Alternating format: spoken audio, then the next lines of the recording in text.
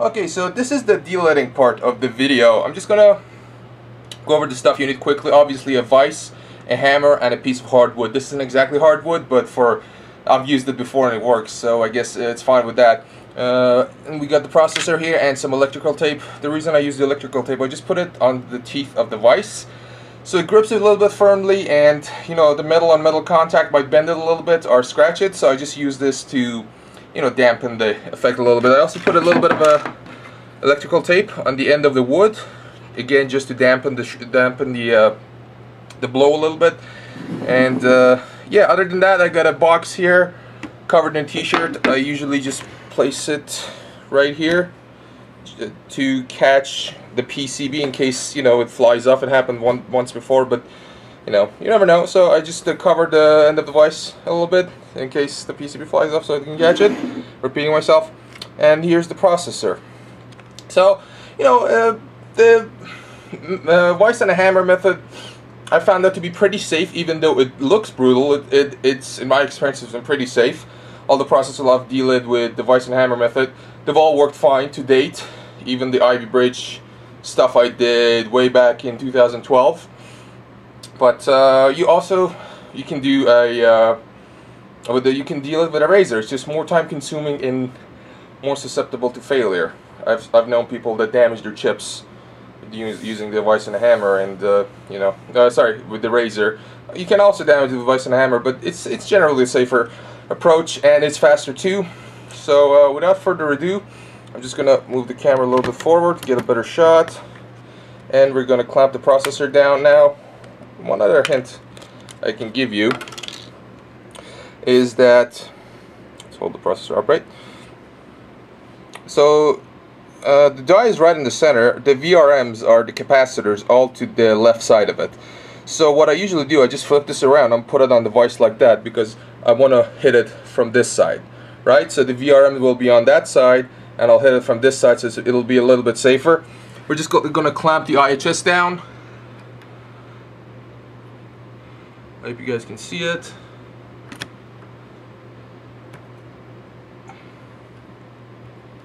Alright, you don't need to over tighten it because it'll bend the IHS. This is pretty fine. Now you want to place the wood right by the PCB and push it forward and down. So push it in both directions, and then I'm going to move it to the right so you can see the hammer, and we're going to hit it a few times and hopefully won't kill the chip. So here we go. There, didn't even fly off. So as you can see, we didn't damage the chip at all. It came out perfectly fine. And there's the IHS. Now we can unclamp it. See, it bent around the edge a little bit. You can see, yep, it bent a little bit. That's okay. It should be fine. So yeah, it was that simple. Only took like 3 seconds to take it off. And just take your time, be patient. You should be able to do it. The vise only cost me like 20 bucks. Everybody probably has a hammer and a piece of electrical tape. So you just find a piece of wood, buy like a vise from a hardware store, or the chances are a lot of people have them. You can just borrow it from a friend or something. It's pretty cheap to do it. Okay. So let's move on to the next part of the video. Okay guys, so in this part of the video we'll be cleaning the processor and reapplying the thermal paste, as well as installing it on the motherboard. You want to do that all together since, well, the heat spreader and the PCB, they're not going to be joined by anything like glue or anything. So as soon as you clean it and reapply the thermal paste, it's best to put it back on the motherboard to clamp it down and to make it a permanent seal. Well, it's not going to be permanent, but you'll seal it down. You'll get the best effect. So what we have here, the PCB, the IHS, a scalpel. Well, this was 99 cents shipped on eBay, so you know it's good for spreading the thermal paste. You need to kind of do that on the die, because it's not a square. As you can see, it's not a square shape. So what happens when you put a blob in the middle, it will go unevenly and might even come out and touch the capacitor. So you don't want that. Also going to be cleaning the IHS and get really a little bit of extra glue on the sides, also on the PCB a little bit. And for the thermal paste, we have the best thing you can have is Cool Laboratory Liquid Pro. There's also Liquid Ultra available, and they both do a pretty great job. There are pros and cons in both, but you know, either one will work just fine. There's also a piece of scotch or sandpaper. It actually came with the thermal paste, so you know, kill two birds with one stone. Also got some isopropyl alcohol, or isopropanol, just to clean the surface, wipe it, you know, rubbing alcohol basically is what you need, and a piece of tissue. We also have the motherboard to the side, so when we are done with it, we can install, sorry, phone was ringing. We can install it on the motherboard. Zoom back a little bit. Yeah, there. Simple motherboard. It's fine. I've explained it in the intro. So, first thing we want to do is just clean off the excess thermal paste on the other side of the die. So that's clean. Also, get the one on the die. Just be careful not to scratch or rip out anything. Quite delicate.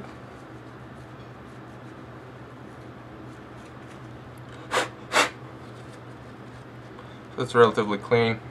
So alternatively, you can also try to shave off the excess glue that do tend to help with the temperatures, but since we're going to sand the edges down a little bit and clean it, it's not going to make much difference. As soon as you delit it, it's fine, but you know, just take your time and don't use anything sharp, so your fingernails should be pretty good. We're not going to clean it like 100%, but just shave it excess parts off.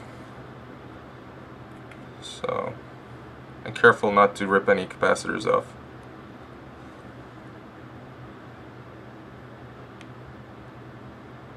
Don't use too much force, you might scratch the PCB and that will be it. $75 processor gone. Actually, it's on sale on Newegg.ca for $71 and on Newegg.com for $69, so it's not bad for a processor that can easily do 4.2, 4.3, probably higher with better cooling. It's about as much as I'm gonna do with my fingers. So the next thing we want to do, we're just gonna wipe the back of the PCB a little bit. We're gonna put it face down, and oh, it's going for the alcohol, not yet. So we take the piece of scotch and we just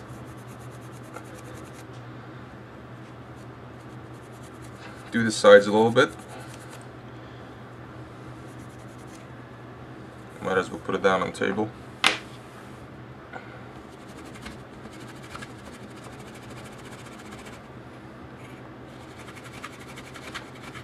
This part is optional, you don't have to do it, but I just always do it because it looks nicer, and a cleaner surface always transmits heat better. You might want to sand down the center a little bit too, not too much because you don't want it to concave or create a cavity.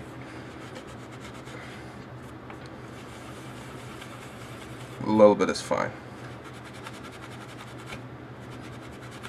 I found out if I didn't sand, the thermal paste residue on the inside of the IHS never goes away. So when you sand it a little bit, it'll go completely. The inside thermal paste, sorry, I keep referring to thermal paste, the black lining are just the glue, and they don't do much. You can try, let me see if I can find a razor. Here, I should have prepared this for the video, but well, we'll do it now. You can try shaving it off, I'm just a bit OCD so I do it, but you don't really have to. Just don't cut your finger off.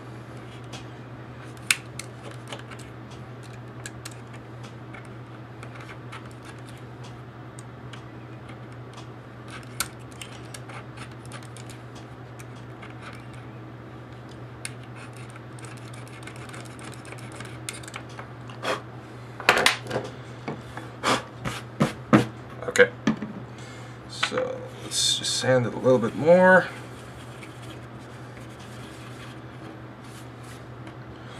It's fine. As you can see, the thermal residue is gone. It's a bit shinier. It's rough finish, but it'll be fine. Next step,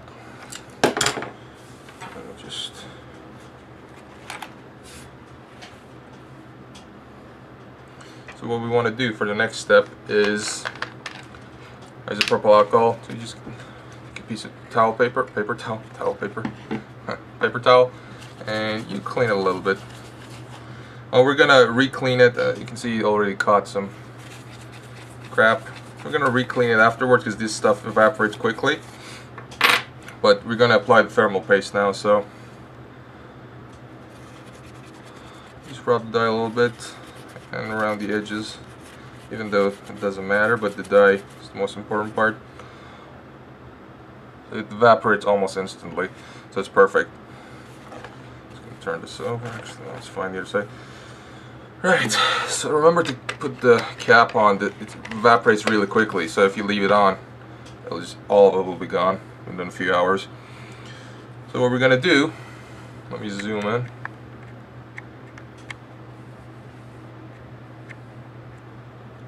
Is use the thermal paste. So this, as you can see, still good. Oop, where are you? Focus. Yep. So it's not gonna focus. I guess I gotta put it here. Yeah. You can see how much I've got left. It's only like it comes with a tiny amount, but I've used this on at least a dozen of processors, Haswell and Ivy Bridge, and still got a lot left because you really don't need a whole lot of this stuff to spread across the die. Just the tiniest of drops.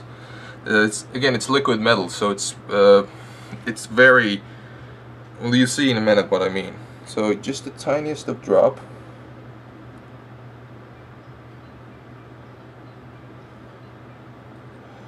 And it's probably too much. But yeah, let me zoom in a bit more. I'm gonna zoom out. It's not gonna focus. Oh, and again, it's a crappy camera, so okay. So I'm also gonna clean the scalpel because I've used it before, so we just use the same towel. Clean the tip a little bit. Now this is a metal scalpel, so it might scratch the die. I've never had that issue. Just be careful and be patient. Take your time. You can also use a plastic one. I have one. I just the metal one is a bit sharper, so it spreads a bit better, and less stuff gets stuck on it. So let's do this.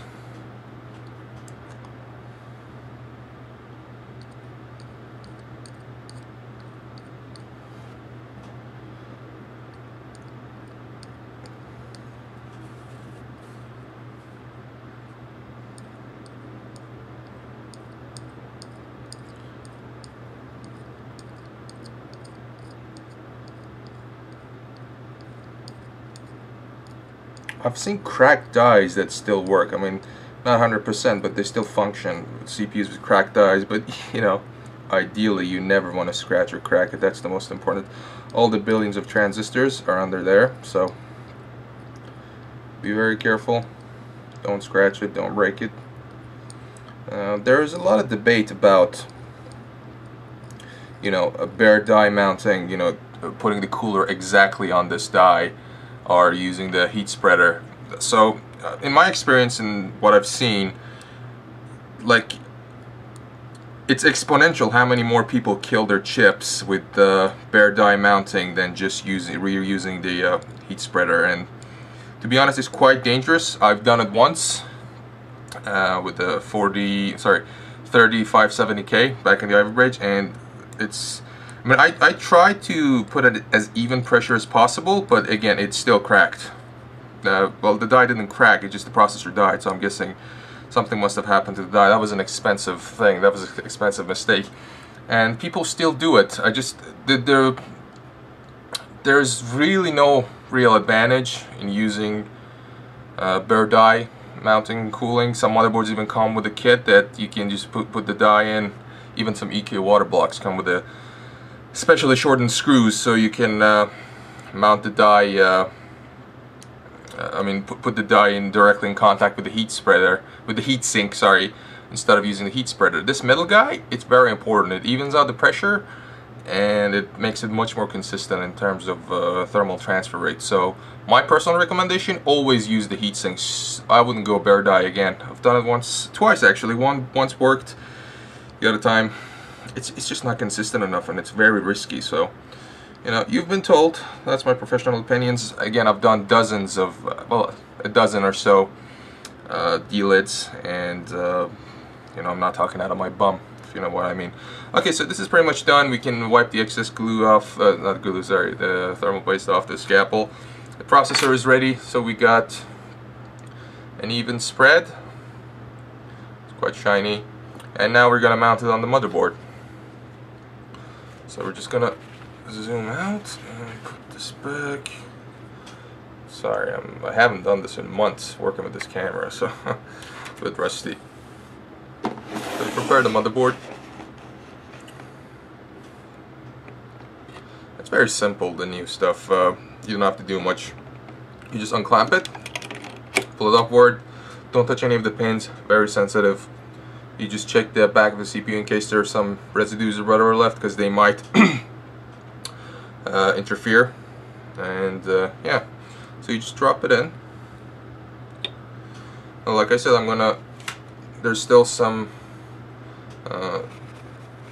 isopropanol left on the tissue, so I'm just gonna wipe it one more time in case there's some more residues, and I'm gonna put it down just like as if it was not de-lidded. So yeah, that's about, I think, perfect. Yeah, we're gonna clamp it back on, and the plastic bit's gonna pop, and there you have it. So it's installed. Now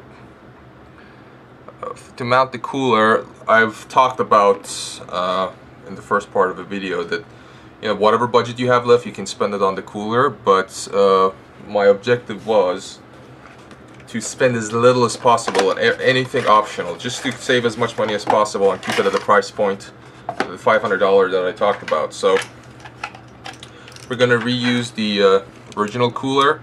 I mean, I do have access to other coolers. I can just as easily, if I don't see the favorable results, I can replace it. But just as an exercise, because I've seen people reach like 1.2, 1.25 volts with the stock cooler and still maintain really reasonable temperatures. So I thought maybe I'd give it a go. I mean, good cooler, like let's say Hyper 212 Plus or Evo, they're 25, 30, 35 bucks. There are some cheaper ones out there, but the value for money leader is the Hyper 212 from Cooler Master. So, you know, if you can afford it, go for it, but we're gonna reuse it. And by the way, the thermal interface material that comes with, it's pretty good actually. You don't need to replace it, it's really good.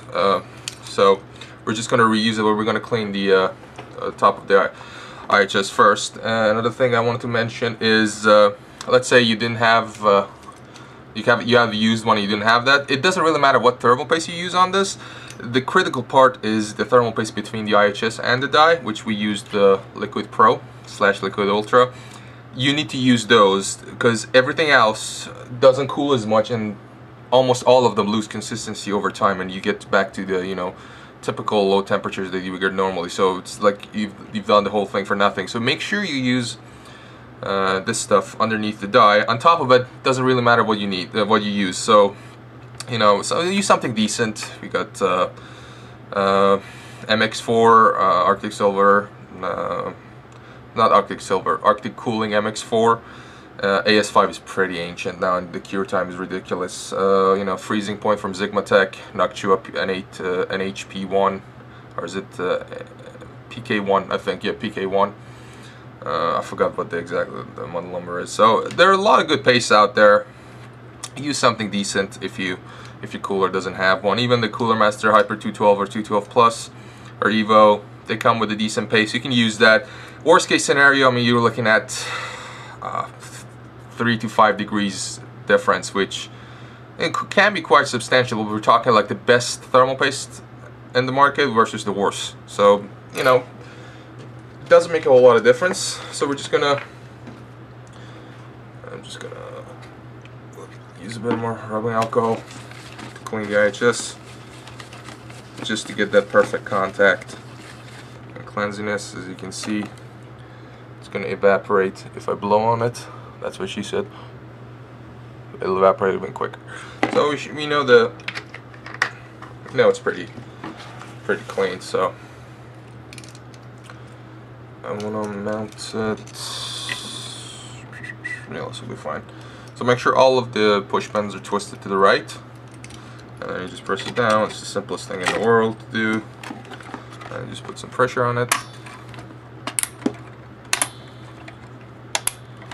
and connect the fan, which is the cable's too short, so we'll unravel this. And it's fine. This might get caught in there though, so I always like to have the Intel logo on the right side up. It's just a weird thing with me. OCD, I think.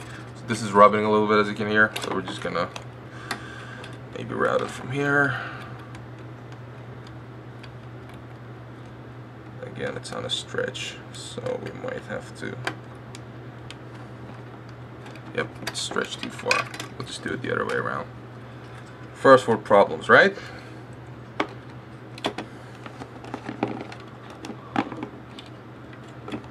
So what I like to do is just use the one of the pens to hold it down. Extra cable management. And we're done. So the next step, I'm going to install the RAM and fire up the system, see if everything works, and we should be good to go. I mean, the other thing you can do with this motherboard, since you're going to overclock, it's a very simple motor. It's like 2+1 or 3+1 phase control as electrical phases. So it's not advanced. I mean, it's a $50 motherboard. Let's face it. So these VRMs, these parts, they can get quite hot under load when you're overclocking. So what I might do is put some copper heat sinks on them to you know, make the lifespan a little bit longer, keep the temperatures cooler. In my testing, these don't really get super hot, even overclocked, but it's extra peace of mind. I like to have heat sinks on the VRMs. They get 2 more on the for this phase. They get 2 more for the memory controller.